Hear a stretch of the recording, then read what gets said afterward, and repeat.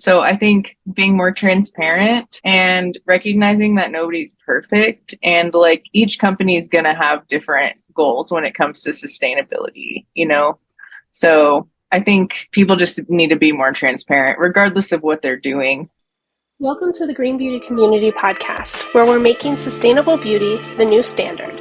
I'm your hostess, Jacquelyn Rodriguez, and in each episode, we dive deep into the world of eco-friendly beauty, sharing insights and tips and inspiring stories from industry leaders and innovators. Whether you're a beauty professional or enthusiast, join us as we explore how to make the beauty industry kinder to our planet without compromising on quality or style. Let's create a more beautiful world inside and out.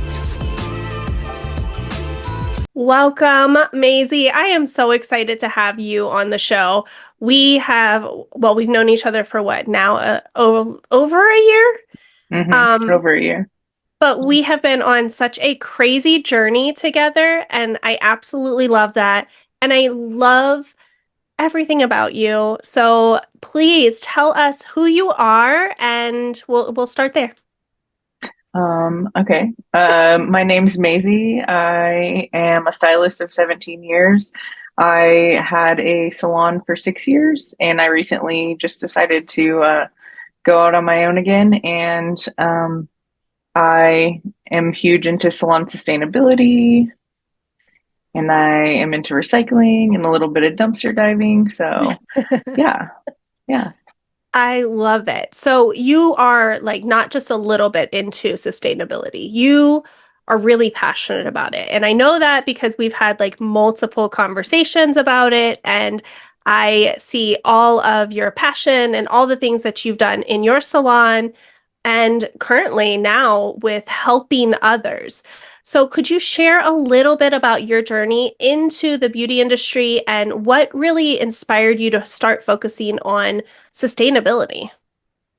So I was 17 when I started doing hair, and I worked in a salon that had like 10 plus people, and there was like six trash cans outside, and they were constantly overflowing. And I was like, what is happening and why is it like this? And also, like, hairstylists don't want to have to take out the trash and do chores. So we were having to take out six cans and it was annoying. So I was like, if we were recycling this, then there would be a lot less trash. And that was like over 10 years ago. So that was kind of my very first thought about like, what are we doing and why are we creating so much trash? So were Yeah. you focused on any type of sustainability like outside of the salon? No, I always tell people like I think it's just like ingrained in my DNA to feel like I need to do the right thing. And so for me, it's like when I see cardboard and plastic and stuff going into the trash can, I'm just like, there is another way. So I don't know. I was just born this way that I just like care about doing the right thing. And to me, that means like, being responsible for any waste that we create. For sure. And I mean, we have an age difference. So, because you're younger than I am. We won't go Not into by much, but specifics. yeah, not by I much. think it's by a little bit, but it just seems like a younger generation also, like especially even younger now, right? But I Yes, feel like yes. around your generation, it started to become a little bit more not popular. I won't say that because 10 years ago it wasn't really popular, but I think that just more people were aware, and really now like that is a huge, huge influence. And Mhm. so many like stylists are aware of it, but also are the consumers and just the younger generation. Do you think that had a bigger influence on you, or was it not even a thing? It really honestly wasn't even a Okay. thing because when I first started thinking about it, I was like, I don't know, I had to be like 19 years old. And some of my clients have told me that I said if I ever had my own salon, I would figure out how to recycle everything that I could. So I guess it's just kind of been ingrained in me. I do have family members that are environmental lawyers, like not people I'm super close with, but Mhm. you know, I do definitely feel like it's like in our DNA to be these type of people. So I don't know. That's so Yeah, awesome. yeah. So can you share a little bit more about what sustainable steps you are taking in your current salon or what you've done before? Whichever. So the salon that I had for 6 years, we recycled pretty much 99.9% of our waste. We composted the hair, we scrapped the foils, we sorted and separated all the plastics. I mean, the only thing that went in the trash was like things that were so like covered in food waste that we couldn't put it in the recycle. But Mhm. so pretty much we were a waste-free salon. And um, I currently now help other salons do the same thing. I do consulting and I wrote a 30-page guide on how to set up your own recycling system in your salon. And so, yeah, I just am helping other stylists, suite owners, and salon owners figure out ways to responsibly get rid of their waste as well. I love that because it's kind of like my story of, creating this whole thing and doing it, living it day in and day out. And that's where we saw the challenges and we saw the things that were working and weren't working. And then to turn around and help others because you didn't have anybody showing you, telling you exactly how to do it. You had to figure that out on your own. Mm-hmm. And if you're listening and you haven't gotten her 30, you said 30-page? Yes. Yes, book, Yeah. please do. It's amazing. And the amount of detail that you go into is so awesome. So you got to get that book. Just a little plug there because I've seen it and Thank it's you. Thank amazing. you. Thank you. So tell me one of the biggest challenges that you really faced while trying to implement sustainable practices. I think the hardest part was like figuring out, okay, what waste do I have? How do I need to sort it? And then like where does each individual thing need to go that's like cost effective? Because as a Mhm. business owner, we have so many costs. Yeah. So, you know, and if you're familiar with some of the recycling programs that are out there for salons where it's like one like single stream where you can throw everything in, it can be extremely expensive. And you also don't really know what's happening with that stuff. But I wanted to know because I just like wanted to know what was happening. And also like at the time, like I couldn't afford something like that. So I was like, how am I gonna do this? And like also what is available to me locally to where I don't Mhm. have to send things off to a program. So it it was like a whole process. But it started with what do I even have in Yeah. the salon to get rid of? What's recyclable? So, Well, because in the industry, we really aren't taught, like, none of us are taught mm-hmm. how to recycle. And I don't know about you, but in my life, like, nobody showed me really No. what to recycle. They said, oh, plastics here, Mm-hmm. glass here, paper here. And you ship it off or you not ship it off, but you set it out on the curb and that's literally all I knew about recycling, right? And so you Mm-hmm. dive into it. So when someone is looking, like when the salon owner is looking at their recycling and they're trying to, look at what can I do with this? Mm-hmm. Any tips on like simplifying that first step of just how, like, what am I looking at? And how do I just even organize like what I actually have? So I think the first thing I did was like what's available to me immediately as far as recycling services. And Mm. because where my salon was located, they didn't offer like a curbside like Okay. bin. So, but I did have a curbside bin at home. So, Okay. you know, I was like, okay, what's recycle? What can I bring to my house and recycle at my curbside bin? So, you know, whatever is immediately available to you, like that's the first thing I would worry about. Like, most times your bin at home can do like plastics like 1, 2, and 5, and then cardboard and paper. That is so much of our waste is our developer Mhm. bottles, shampoo bottles, things like that, glass. And so I would say just start with the easiest thing. Speaking of, my recycling truck is outside my house right now. Perfect timing. But yeah, perfect timing. So if you hear that, that's our recycling truck. We can't Um, hear it, but it that's is perfect it timing. is perfect timing. Yeah, yeah. Okay, So so yeah. get started with the easiest things first. Hmm. Because I do notice like the world of sustainability, you can go really deep down the rabbit hole. And I Hmm. know when I started, I did get a little overwhelmed. And it's, for me at least, it's like I can't unlearn all the things, right? Yeah. So taking that one first step. And then once I got that really just systematized, easy, and it was working on its own, that's when I started taking like even, another step. Hmm. What do you think about Totally. anything like that? Well, obviously, right? It's the easiest step. Yeah. And I would say like the thing you have the most of, the thing that you're throwing away the most of that's recyclable is also something that I looked at, and like for me that was plastics, and I hate that.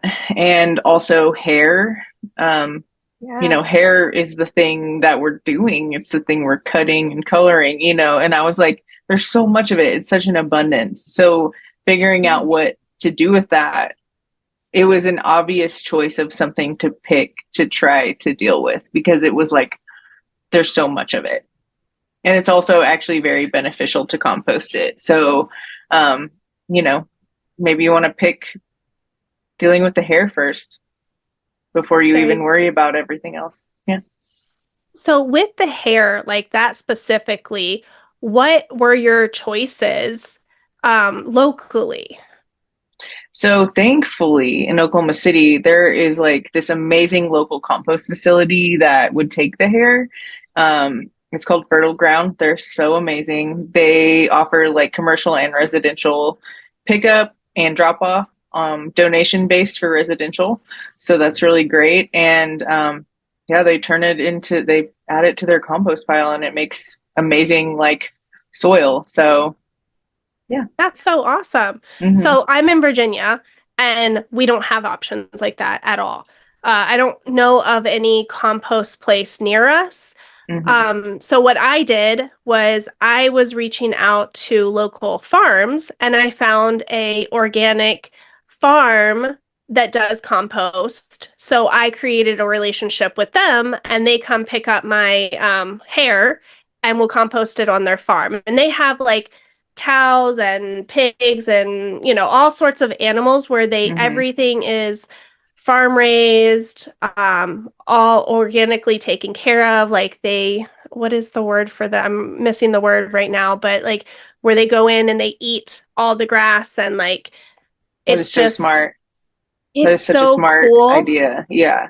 And you made a And relationship with like your local farm. That is so cool. yes. And that's one of the things that I've realized in sustainability and clean beauty is creating those relationships with other like-minded businesses in my local area, which number one, there's not a ton, so it was a little hard to find. But when you put those feelers out there, you start to find people here and there, and you really can support each other, which is so cool. I love it. Hmm. So important for small businesses and like local Yes. businesses to like support each other, especially right now. Everybody's having a hard time. So, Yeah. I love that. Yeah. I Yeah. love that. So tell us, in your opinion, where do you see the beauty industry going, or what? Well, actually, let's start with where do they need to improve in terms of sustainability? I think product packaging is a huge one right Hmm. now. And also like transparency can go so far. We can get into it and talk for hours about transparency, about like either what's actually happening with their packaging or where it's coming from. There's a lot of people as we know, there's no regulations on labeling in the US. So like there are companies out there, not going to name names, but they say they use ocean waste plastic or sugarcane plastic and that it's completely like compostable. But as we know, like they're probably lying or they're, I don't know where they're getting this ocean waste plastic or their sugarcane plastic. It will only break down in a facility that is like made, a commercial facility made to do that. So it sounds good. Mm-hmm. It sounds good. So I think being more transparent and recognizing that nobody's perfect and like each company is going to have different goals when it comes to sustainability. So I think people just need to be more transparent regardless of what they're doing. Yeah. Just transparency and product packaging, probably number two. Yeah. No, Yeah. I totally agree with that. I think the transparency thing, because I see a lot of people saying like one of the biggest headaches they have and the worries is that greenwashing. They don't know what to Mm-hmm. trust or what to believe. And then it's gotten even crazier. We're not going to go into AI, but like you just don't know what to Yeah. trust and what Yeah, to you don't. believe. You don't. Yeah. So you have to start to like really just again, I think it's taking that one step and what's that one product, what that one um either ingredient or the one type of packaging that you're going to start to look into and then just get that one going and then take Mm-hmm. another step and look Yes. for Yes. different ones because it can be really overwhelming. I always tell people because they always are like, oh my God, I'm going to go home and throw everything away. And I'm like, Yeah. no, don't do that because we don't like wasting either. But like, as you Mhm. start to run out of your face wash, start thinking about what you're going to get next. And then when you run out of toothpaste, start thinking about that. And then when you run out of shampoo, come buy it from me. And, just like one thing at a time, being mindful about your purchases, like, Mhm. is really helpful. And you're like voting with your dollar whenever you choose more sustainable companies. You're choosing transparency over companies that aren't transparent. And that's who you're giving your money to. And ultimately, that creates like consumer needs. And that's who they'll start being like, okay, we need to create products for a more transparent consumer. So, Yes. Yeah, I firmly believe in the demand that consumers can have on these bigger companies.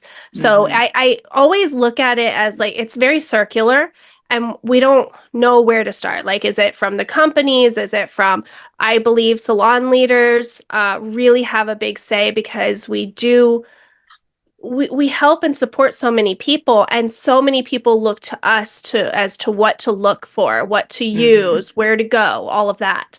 But then if we create that demand with the consumer, ultimately that's going to have a huge effect on the businesses, the salon owners, everything.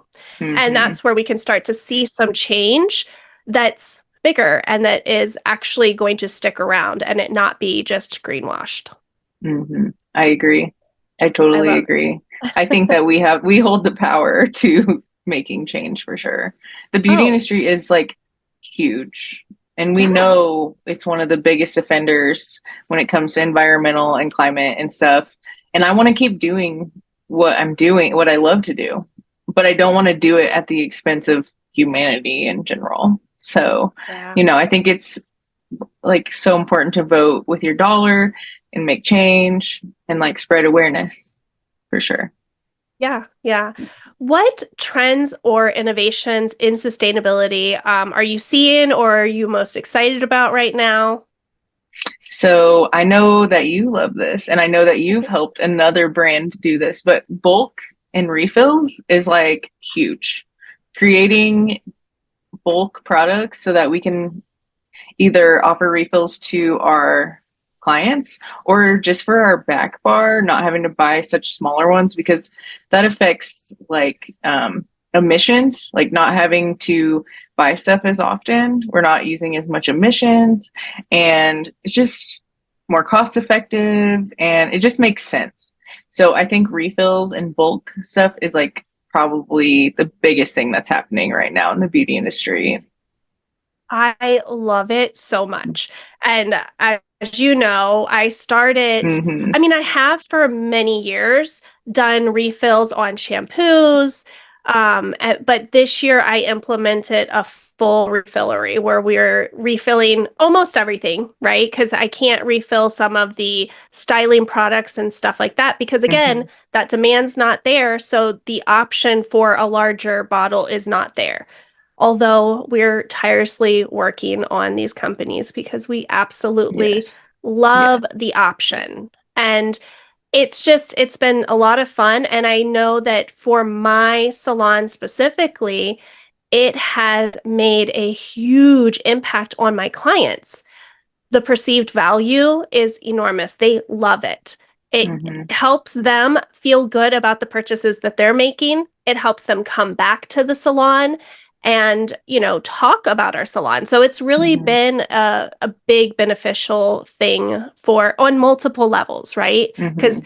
as salon owners, we got to think about too, like how are we bringing in clients? What do they think about it? And our bottom line. As much as I hate it, Yeah. it has to come to our That's, bottom yeah, line as well. totally. And I think it builds such a great relationship with their clients whenever they buy something that they can refill. Not only are they saving money, they're Hmm. also feeling good about themselves because they're not adding to the demand of product packaging. And then they also have to come back to you to get a refill. So I think it just all around is good. And then we're able to buy in bulk. We don't have to buy like 10 of each shampoo that we want to offer. We can buy one big one and we can fill it up for them. And I think it's just good all the way around. Yeah, I Yeah. love it. Well, like you said, we could just keep talking forever because I love our Yes, we could. conversations. But I want to ask a few more questions and then we can wrap up. So, can you share the moment you realized?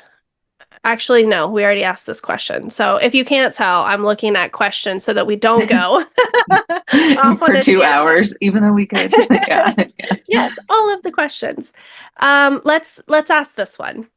What is one sustainable beauty product that you cannot live without? Oh man. It's I know, it That's a stumped tough me too. one. I know. Well, as you know, you know, but I am like all in when it comes to like the whole entire OA line, organic way Yeah. line. I It's hard for me to choose one product from them, but I believe in I believe in like their company and their ingredients and what they're doing and their Yeah. product packaging. I think that they have been ahead of the curve and I just love them all. I don't think there's one. If I had to pick my favorite, I would say the glossy nectar oil is like my favorite sustainable hair product that they have. Oh, But that's as good. far as like, I don't know, I just want all the Away products. That's what I want. Yeah. All of them. Okay. Every one of them. I It's hard to pick one. I Like, of course agree with you. And yeah. there are so many different brands that this is the Hmm. one thing that when I started like a bajillion years ago, um, our options Yeah, were there was like two awful. options or something. Yeah. I don't even think there was two. Like I Yeah, you're was probably right. literally like, okay, maybe I need to make my own in my Hmm. at my Yes. house, Yeah. which we won't go there. But we have so many more companies that are actually doing the hard work, being transparent, really stepping up to the plate. And like you said early, vote with your dollars. That's exactly what we have to do. And as salon owners, we get to vote on a bigger scale for our team, for our clients.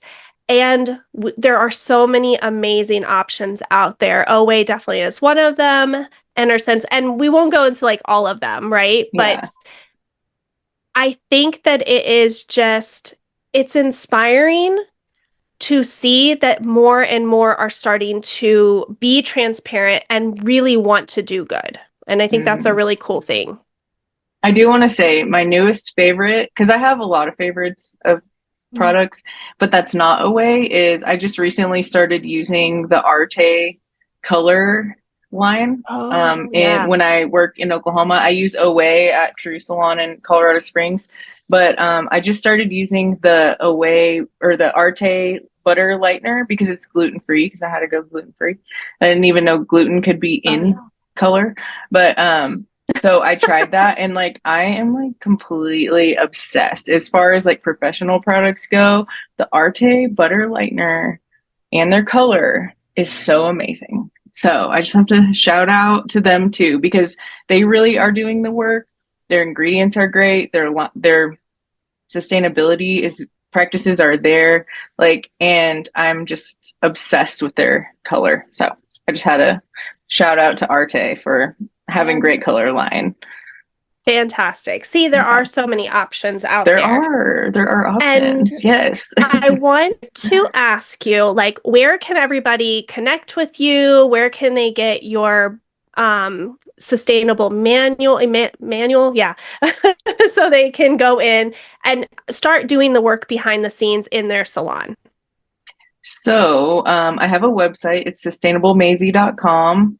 And then I'm on Instagram at Sustainable Mazey. I'm on Facebook. You can email me, sustainablemazey@gmail.com.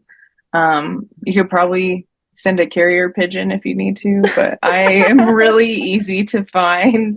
There's not a lot of Mazeys out there. So just Google it if you need more resources. But my website has resources, it has links to some helpful things. My guide is on there for purchase. And I also have like a blog that I like to write educational articles. So if you're into that, yeah, check out my website. I love it. And of course, Yeah. we're going to have all of that in the show notes. So, the number one thing you want to do if you're listening to this, you want to go to the show notes and follow Mazey, get her guide, connect with her, and learn how to start implementing and up the game in your salon when it comes to sustainability. So, thank you again. And Yeah, I thanks, Jacquelyn. Thank you adore so you, much. heart you. I love you. Yes. And I really do, like, all seriousness, I absolutely love the work and the passion that you are putting into the industry. We truly need that. So thank you for all of that and for being a part of all these projects, all of these amazing things that are transparent and are moving the needle to make a better world and an industry for us. Thanks, Jacquelyn. You're so sweet. Thank you so much. Thanks for having me today. Of course, Yeah. of course. All right. Okay, so you heard it here. Make sure you go into the show notes and you download everything. You follow Mazey and make sure you subscribe to the channel so you don't miss any other amazing stylists, hairstylists, salon owners that are going to be on the show. So thank you, and we'll see you next time. Thank you. Bye, guys. Thank you for tuning in to the Green Beauty Community Podcast. We're on a mission to make sustainable beauty the new standard, and we need your help to make it. If you enjoyed this episode, please subscribe to our podcast and share with your friends. Every listener helps spread our mission of sustainable beauty. Want to do more? Visit greenbeautycommunity.com to join our community, volunteer your skills, or to make a donation.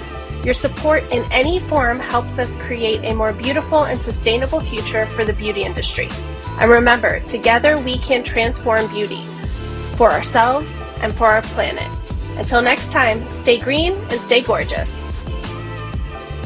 This podcast was brought to you by a generous grant by InnerSense Organic Beauty.